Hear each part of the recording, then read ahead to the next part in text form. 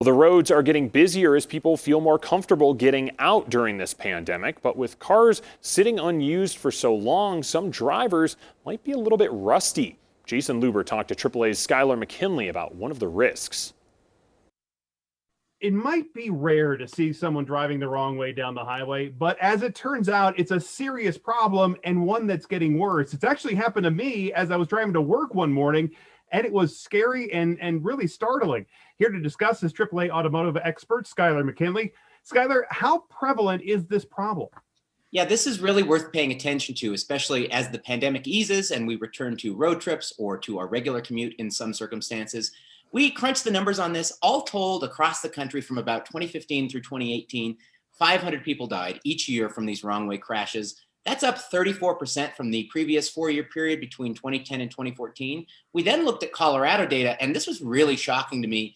The average number of fatalities from these sorts of crashes jumped nearly 80% if you compare those two data sets. So that's deeply concerning, something everybody needs to pay attention to, because as rare as they might seem, they happen and they can be deadly. Yeah, is it wrong to assume that these wrong way drivers are driving under the influence? What else can cause these crashes? You know, that is the number one reason is impairment. 6 in 10 of these wrong way crashes were related to an alcohol impaired driver.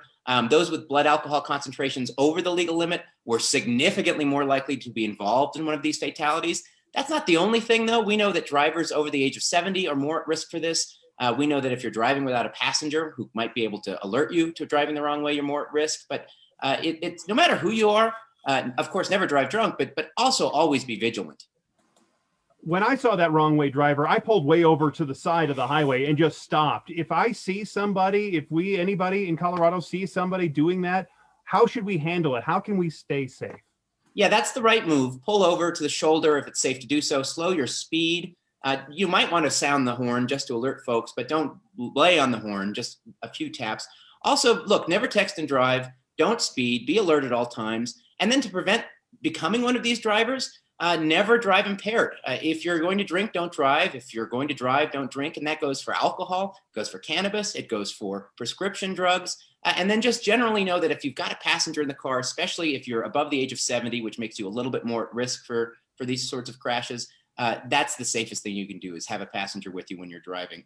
And by the way, look, we've got more tips on this research and all of our safety efforts at AAA.com. Jason Luber and Skylar McKinley, thank you.